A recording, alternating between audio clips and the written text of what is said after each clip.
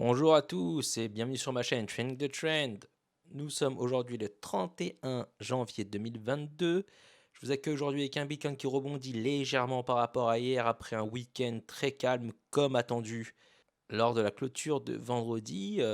Nous commençons aussi à avoir un marché qui commence à verdir globalement avec assez peu de valeur dans un rouge significatif puisque par exemple si vous regardez là on va dire ADA, on est à moins 1,29, AVAX un peu plus, mais beaucoup sont quasiment à break-even, là FTM moins 25, alors qu'on a quelques valeurs dans le vert assez nettes, Uni, Link, Mana, Axie Infinity.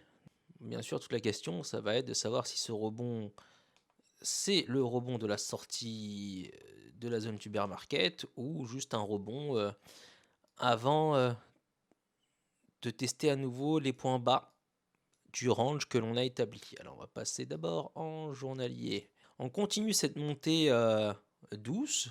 On évolue à nouveau au-dessus de cette résistance des 38 200 qui a longtemps résisté une fois, deux fois ici, voire trois avec cette mèche-là. Mais également cette résistance est doublée désormais par la Daily 10, l'EMA 10 en journalier, qui a fait résistance de nombreuses fois également. On évolue au-dessus de ça pour le moment. Je m'attends à une résistance ici autour des 39 000. Vous allez voir pourquoi. On va le voir sur trois choses. Le premier élément, bien sûr, c'est l'EMA 21 en daily, qui a déjà joué un rôle de résistance à plusieurs reprises. Ici, on a fait un fake out. Ici, vous voyez que l'EMA 21 joue le rôle de résistance tout du long. Et là, on s'en est approché également, sans toutefois la toucher avant d'être rejeté. En 4 heures, pareil, on évolue au-dessus des moyennes clés, l'EMA 10, l'EMA 21, l'EMA 55. Et là, on va voir un croissement de l'EMA 10 sur l'EMA 55 peut-être, ce qui est un signe bullish à court terme. Je dis bien à court terme. Là, vous voyez qu'on avait raté ce croisement-là. Là, est-ce qu'il est effectué? Je ne crois pas. On est en cours, il faudra attendre la clôture de cette bougie-là pour voir si on a ce croisement-là qui a lieu dans 2h30. Donc beaucoup de choses peuvent se passer encore. Non, ça c'est pas ce que je voulais faire, je voulais voir le point 52 000. Oui, 52 000, vous pouvez voir que la moyenne, l'EMA 10 repasse au-dessus de l'EMA 55, ce qui emmène les prix vers le haut également.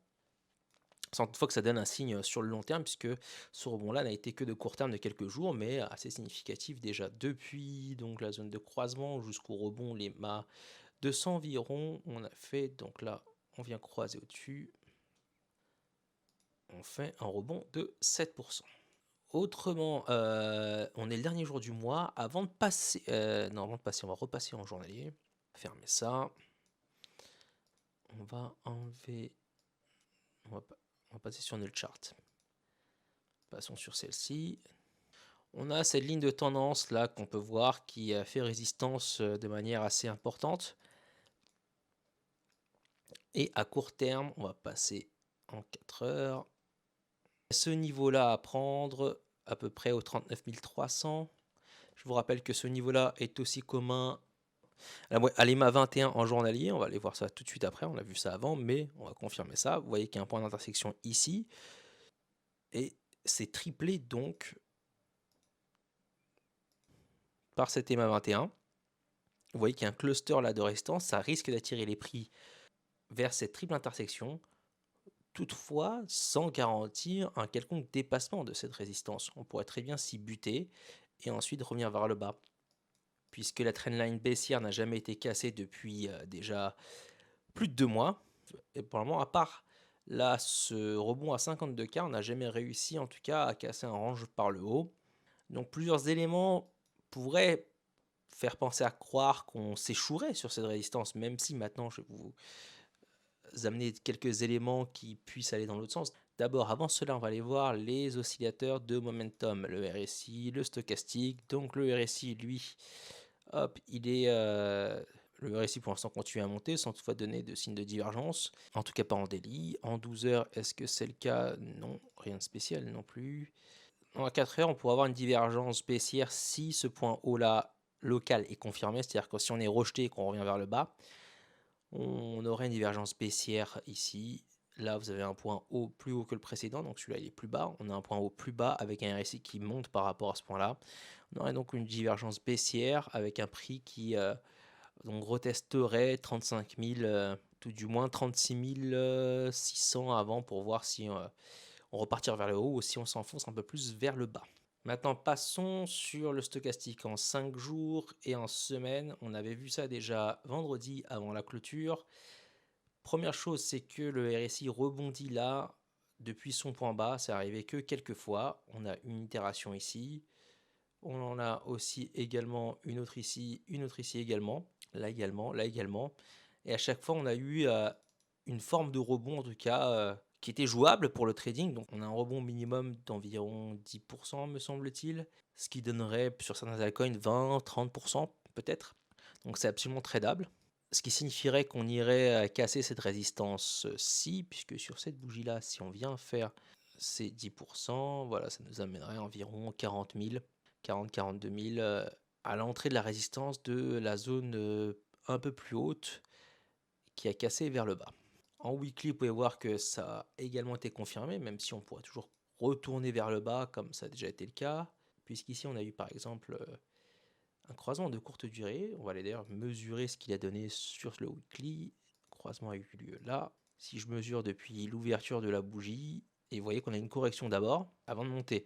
Là aussi, on a une légère correction. On pourrait en avoir une plus grande. La semaine est longue, ça dure 7 jours. Il y a le temps de voir venir. Jusqu'à la clôture de la bougie, on est à 9%. Jusqu'au haut de la mèche, on est à 15%. Donc là, depuis l'ouverture de la bougie, pareil, si on est à 10, on serait vers les 41 000. Par là, pardon, hop, ici vers 10, et si on est à 15, ce serait en haut du range précédent à 43 000, aux environs des 44 000 au niveau de la résistance marquée ici 44 393 $ sur l'index. C'est le haut du range précédent, c'est le dernier point haut en daily, ce qui serait assez significatif de le prendre. Faudra toutefois faire attention aux différentes divergences s'il y a des divergences baissières qui apparaissent. Autrement, voici vos niveaux clés à court terme. Le daily stochastique continue à être up, le 12 heures repart dans la zone critique, ce qui est plutôt une bonne chose sur un mouvement haussier entre guillemets, puisqu'on reste dans la zone critique en cas de baisse. On aurait à minima une consolidation plus longue avec peut-être des baisses plus significatives. En 10 heures, on repart également vers le haut, en 8 heures aussi. En 1 heure, on commence à trouver quelques signes de stagnation, donc on pourrait peut-être rester là pour 1 heure ou deux, avant de peut-être reprendre une marche en avant. On est en train de rebondir pour le moment sur le support. Maintenant que j'ai donné un peu ces bonnes nouvelles de possibles rebonds, on va voir ce qui pourrait jouer par la suite. Donc je vous l'ai dit, en daily, nous n'avons pas de structure de bottom, on a simplement un rallye qui est en train de continuer, ce qui n'est pas une indication de structure de bottom. On pourrait peut-être faire quelque chose comme ça. Ici, quand tu es monté, à un moment donné, retourner en bas, faire un creux ascendant avec une divergence boule par exemple sur le RSI, et dans ce cas-là, peut-être finalement poser une structure de bottom pour pouvoir repartir. Pour l'instant, on n'a pas de retest significatif en daily de la zone basse avec des indications sur le RSI qui portera à croire à un bottom et un rebond plus important que ce qu'on a là. Parce qu'actuellement, on est encore en dessous de ces niveaux-là. Donc, si on venait à se retourner là, on ne marquerait finalement que un sommet descendant. Donc, une tendance baissière pour aller chercher ensuite des points bas soit équivalents, soit supérieurs. Ou inférieurs, enfin, vous m'avez compris. Dernière chose avant de vous quitter, on va passer en 4 heures. Le point d'invalidation, ce serait une clôture d'une bougie en 4 heures sous ce niveau-là, en dessous des 35 780 $ qui ont marqué la base de ce mouvement-là. Toute clôture en dessous de ce niveau-là, je pense, entraînerait les prix vers cette box-là, donc autour des 34-33 000, voire un peu plus bas. La clôture mensuelle, on va faire apparaître les moyennes mobiles. On évolue assez largement au-dessus de l'EMA 21 qui a repris une pente légèrement positive. Et cet EMA 21, quoi qu'on en dise, devrait à minima jouer un rôle de rebond, ce qui serait de rebond pas forcément définitif, juste un rebond qui pourrait corriger à 44K, 45 ou 40, peu importe.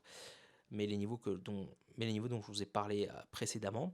Et par la suite, après, on pourrait venir corriger peut-être à nouveau et retester la zone du bas. Vous pouvez voir que par le passé aussi ici, l'IMA 21 mensuel a joué aussi un rôle de rebond avant finalement d'échouer lors du fameux dump de mars où il y avait un rhume en Occident.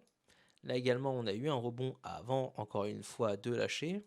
Par ici, vous voyez que ça a joué son rôle de support avant finalement de céder et de jouer rôle de résistance pour finalement renvoyer les prix plus bas. Donc effectivement, quand on vient tester les MA 21, historiquement, ça a plutôt été un signe de bear market à venir.